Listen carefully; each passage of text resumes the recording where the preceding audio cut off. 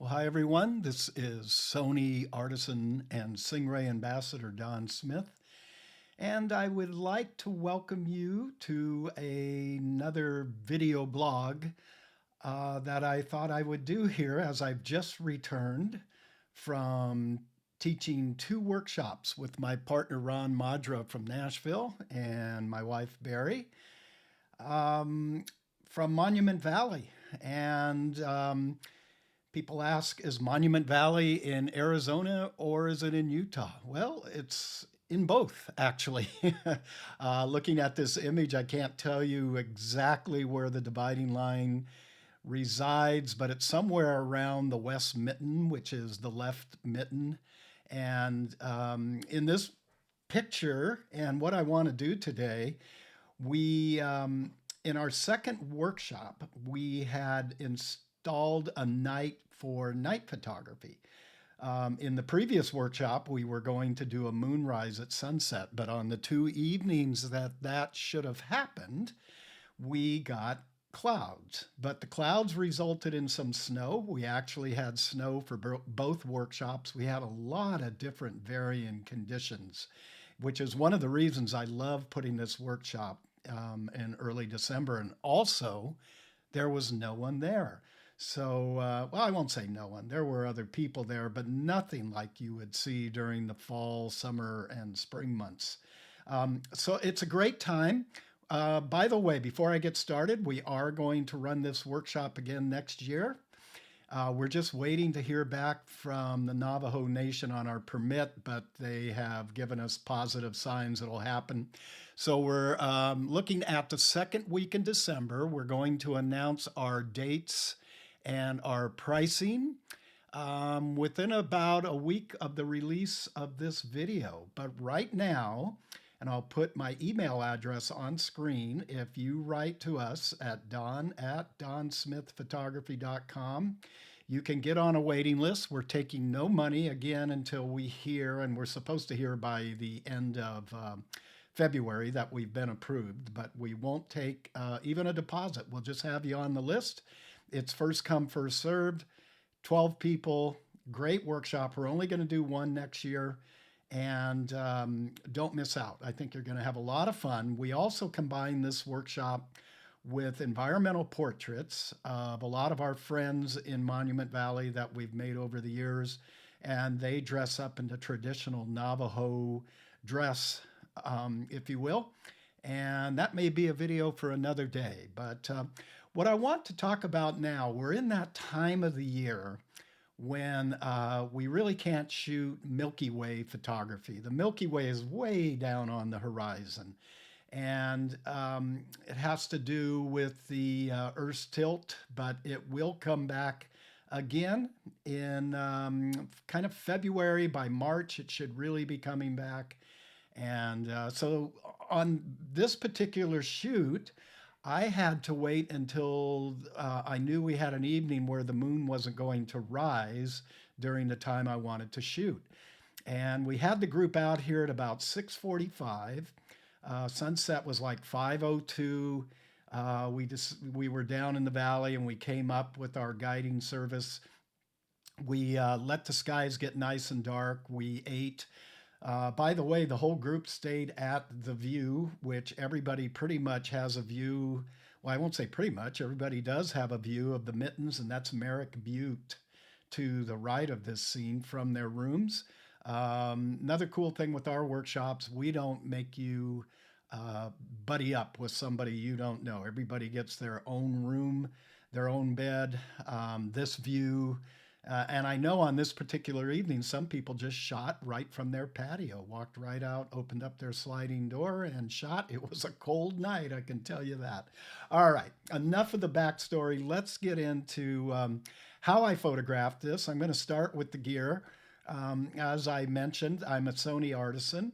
My favorite night camera is the Sony A7S III. Now, I just heard a big shriek from some of you still photographers out there that said, yeah, but that's only a 12 megapixel camera. Yeah, but this is really a camera that can see in the dark. And as you can tell, this is I had no problems focusing on this. In fact, I turned on bright monitoring in my camera. I always have that assigned to my trash button, and it gains the sensor, so it really kind of turns night into day when you're going to focus. And with focus peaking on, I could just make sure the stars were nice and sharp, and I knew my whole scene would be nice and sharp. As a side note, I just got back, and awaiting me was the new Sony A7 R5 with focus bracketing in there. So I in my night scenes, I can now put a near far relationship with a foreground element, and I'm really looking forward to trying that out. And I know some of you who already have that camera may be well ahead of me, but the camera arrives unfortunately a day after I left, and we were out here for close to 13 days running back-to-back workshops. So let's take a look at the settings. I dialed up to ISO 6400. The A7R3 could handle 12,800 really well, but I wanted to keep the noise down as much as possible. And I was shooting with the Sony 12 to 24 millimeter, which is a tack sharp lens. It's a G Master lens, great lens for shooting night work. I also own the 14 mil 1.8, but it just was a little too wide for this scene. I shot this closer to 24 mil. And so the resulting exposure was 25 seconds, which allowed for a little bit of blurring or movement in the stars due to the Earth's rotation. You know, I know certain photographers really that upsets them, but it doesn't really me all that much. I'm trying to capture the ambience of night and getting our group to sort of experience the joys of night photography. Um, so a little bit of tracking movement on the stars. I did shoot some frames at 12,800, got my pinpoint stars, but for this demonstration, I'm going to go ahead and I'm going to demonstrate with it shot at 25 seconds. You're also going to notice, because I had the camera, tilting up a little bit to get the majority of the star field, I want to point out a few things in this foreground. Number one, Merrick Butte and the West Mitten tended to kind of turn in a little bit due to parallax distortion. That's pretty regular when anytime you're angling a wide angle lens, and you know, this is where you'd have a tilt shift lens, but Sony doesn't make tilt shift lenses. And I think with the way software is going nowadays, we're going to show you in Photoshop how I take care of this. You also see some light spill here, which we couldn't see to the naked eye. That's because just directly behind us is the parking lot of the view, and they had sodium vapor lights. Also, the view itself was lit up with the restaurant and the general store. So it was throwing a lot of light out. You can see it was almost getting out. Actually, it was getting out some onto the buttes, but we're going to use that to our advantage as I move on. So this is just the raw file right out of the camera. I'm going to show you now where I did a little bit of work in Lightroom. And let's first come down here to the basic panel. You can see I lowered my color balance a little bit. I don't like going into all blue. I used to do that. I like to get just to where there's a crossover from the warm tones into blue, and you could see some of these clouds were still retaining some color in it, and I thought that was just beautiful. This is Mars. I'm blanking on what this was called. One of the participants told us what it was. I'm just, I'm learning the night sky. I'm still getting there, but I'm rather new at learning all the constellations. I'm not new at doing night photography, but I'm new at learning all the constellations. And then you can see over here, basically I took my whites up, and that was to reveal some more of these stars. If I hold my Alt or Option key, You can see I can bring these up or down, and it's just kind of to taste here. I don't want to blow that sky out. And on the blacks, I'm just recording those blacks down in there. In fact, I could back this off just a hair because we're going to dig a little detail out of these two formations right here, the West Mitten and Merrick Butte. The other thing I did is I turned on my enable profile correction, chromatic aberration, and really that's all I do in Lightroom. I did do one other thing. You can see that I created a mask, and it was just a linear gradient, and that was to hide. Let's go back here. That was to hide the light that was being thrown here.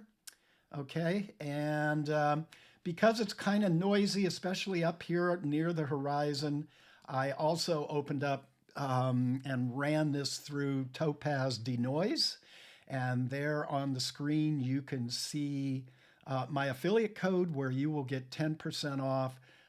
They just keep making these products out of Topaz more and more incredible all the time. Algorithms are just incredible, off the chart. We can do things now with our cameras and noise that we could never believe we could do just a couple of years ago. Okay, so that's about all I did in Lightroom. And we are going to go ahead and open up this photo in Photoshop. So I'm going to right click, and I'm just going to edit in Photoshop, Adobe Photoshop 2023. One thing I do want to do is I want to edit this copy with the Lightroom adjustments. And we will now open it up and go to work on this picture. All right, let me just shut down this little tab from Nick. I love their products. I also have a code for that. If you go to Don at Don Smith Photography and click on my discounts and affiliate links, you will see all the affiliations that I have. All right, so the first thing I want to do when I get into Photoshop is I want to try to straighten up Merrick Butte, which is leaning a little to the left, and definitely the West Mitten, which is leaning a little bit to the right. We talked about this. I also want to come through, and I think I'll do this now. I am going to take out some of these were just little headlights, hot pixels, call them what you will. I'm not sure what every one of them is, but I'm just going to take the spot healing brush, and we're just going to run through this real quickly. And I will be back with you once we have all these little hot spots, points of light removed. So now I've gone through and I've taken out all of these little hot spots that were on the horizon, a couple of the shooting stars, streaks of light up in here. And I'm just looking to see if I've missed anything. There's one right here I've missed. Nothing that we can't come back and fix up right at the end, but I like to take care of all this little tedious work when I first start out.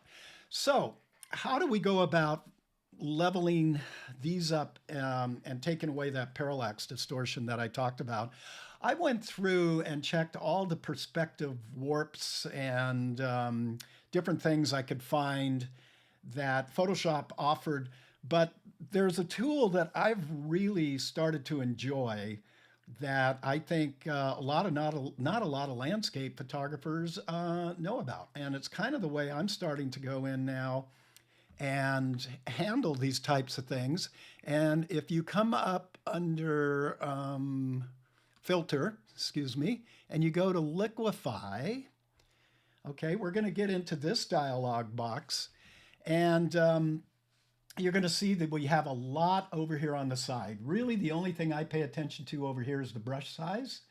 The pressure, I usually lower it to about 50 points, somewhere in there.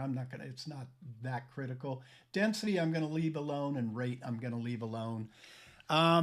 There's all these tools. This is not going to be a specific tutorial on the Liquefy tool. I'm just going to show you how basic and simple it is. And I'm going to click this first little icon. That's the forward warp tool. Excuse me. This is the tool really I'm going to use the most.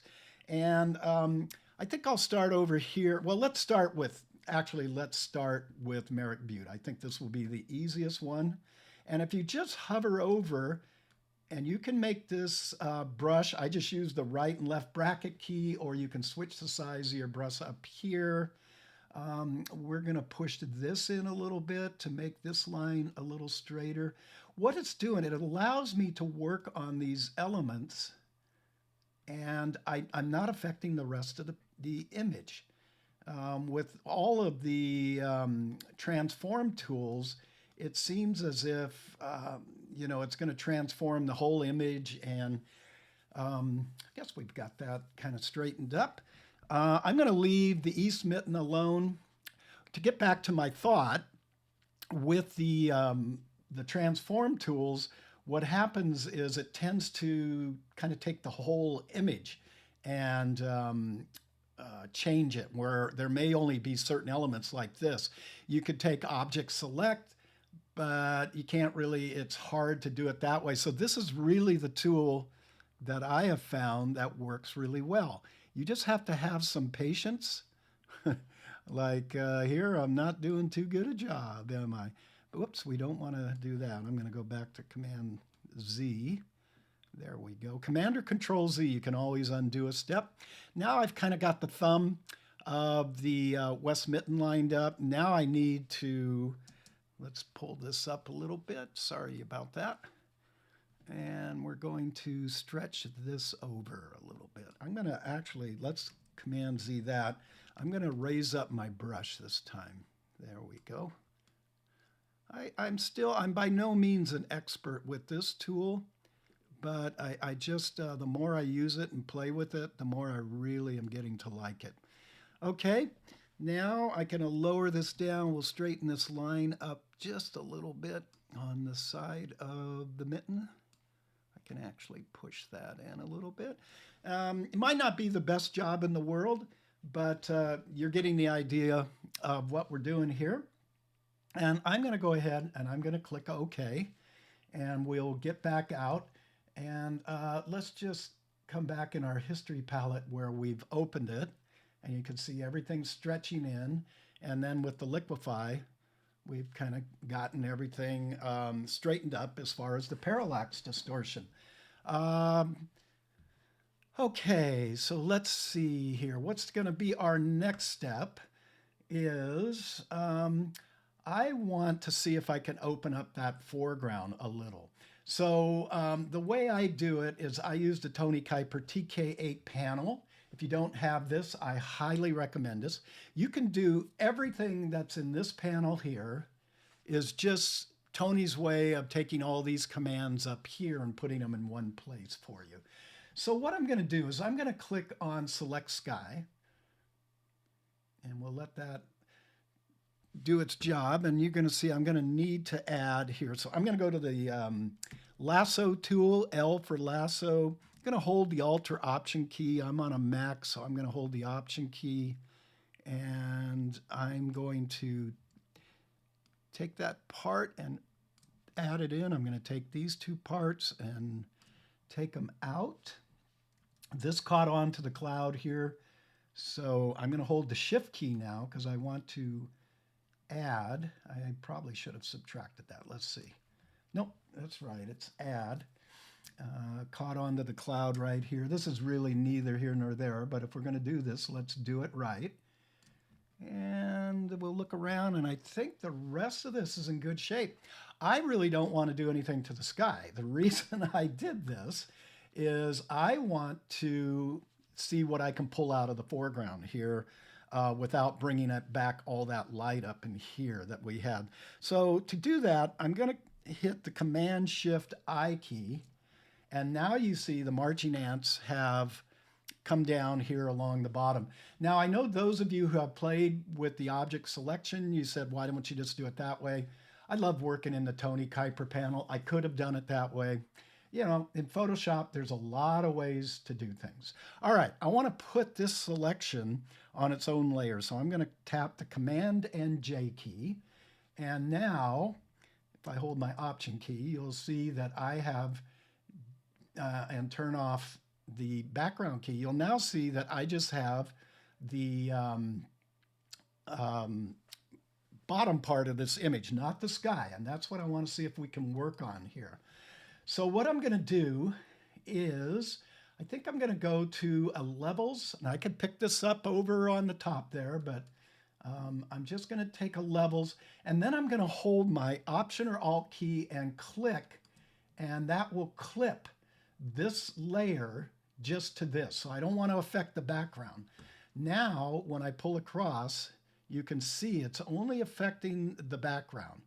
And I'm just looking, I'm letting my eyes look just at those mittens and not what's down in the foreground, because I want to lighten those mittens just a little.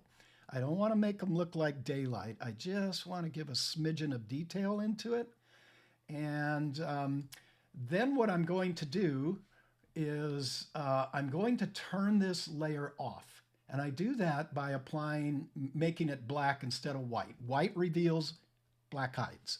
Now I'm going to take because I have a black mask, I'm going to take a white brush here, and I'm just going to size it up a little, and I'll set the opacity at about 50, which is up here. So I just tap the 5 key, and I'm just going to kind of paint in around the mitten and maybe just in around the base here.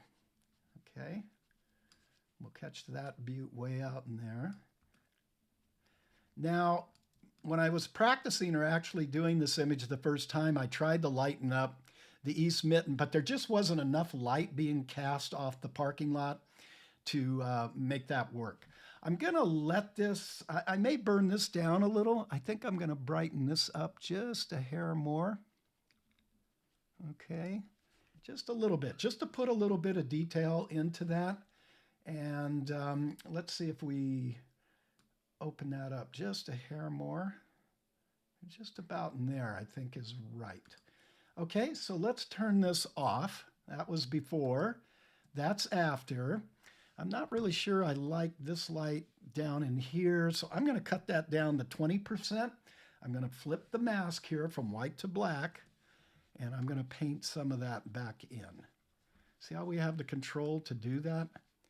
Okay. Let's see, a little bit more now. I'm going to add a stamp layer now. And what a stamp layer does, Tony does it in one click, but you can click Shift, Command, and then hold either the Alt or Option key and E. It's 4 keystrokes: Shift, Option, Command, E on a Mac, Shift, Alt, Command, E on a PC. And I'm going to come down to his burn tool with a gray mask on it, and at 20%, I'm just going to burn off these rocks a little bit. You can see the power and the reason I love working in the Tony Kuiper panel. So let's turn this all off, and let's turn it back on. And I think we're getting very close to making this work. I'm going to go back here now. I'm going to come into Tony's actions, and I'm just going to try something here. I'm going to come up to clarity, see if we can get a little more sharpness out of these stars. And I'm going to run the default there. And now when I turn that on and off, and I'm hoping you're seeing that on your screen at home, you see I got just a little bit more pop out of those stars. And I think I'm pretty happy with this. I can go back now. I'm going to add just a levels, and I'm going to just see if everything looks right on the histogram. We have our blacks. I'm going to take up the midtones a little. Whoops, excuse me. No, or take them down, take them up. No, I want to reset those, so that's 1.00.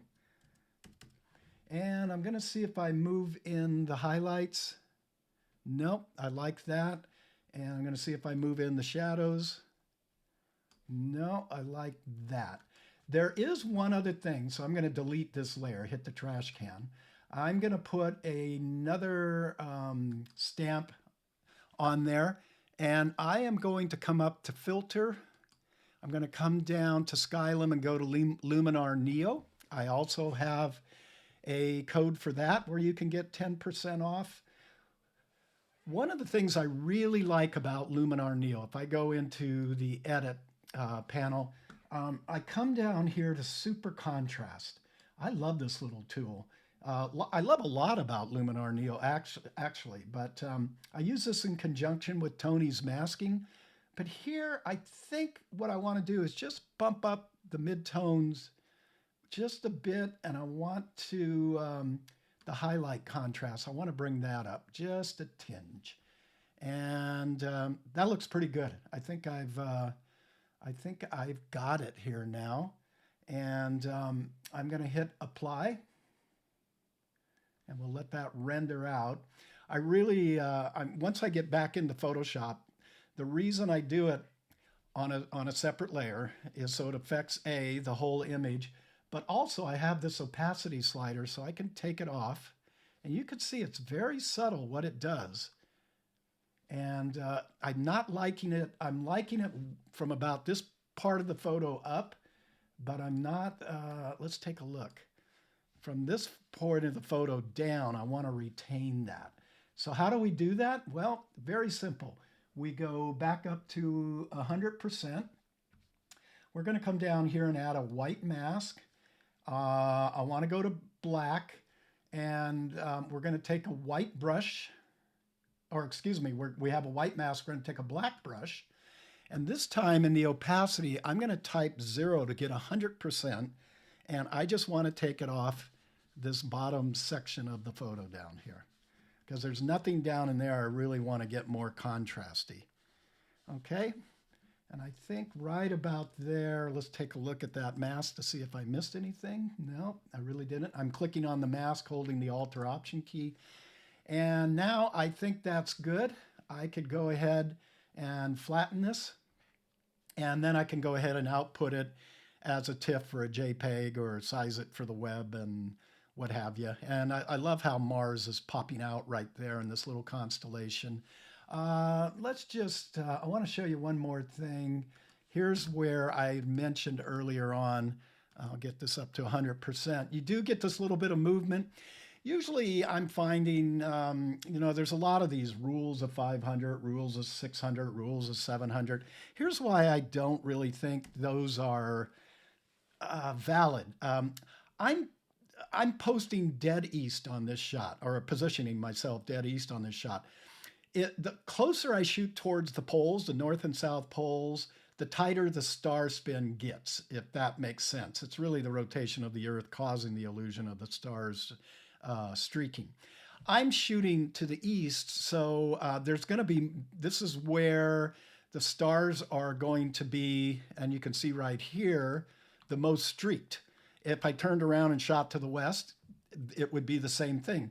If I shot kind of more in this direction, you see the stars start to tighten up as opposed to going straight to the east. Same here. If I shot more towards the northeast, they start to tighten up. So rules are guidelines, and they're great to follow at times. Just be aware of them, but also be aware of the position you're shooting. And again, I opted to get a little streaking over the excess noise that would have been built in. Okay, I think that about wraps it up. There's so many Milky Way photos that are out there on the web. It's kind of fun to just do a straight night star shot with some familiar reference like the famous mittens in Merritt Butte at Monument Valley. So I hope you guys have found this useful. Leave some comments down below if you have any questions.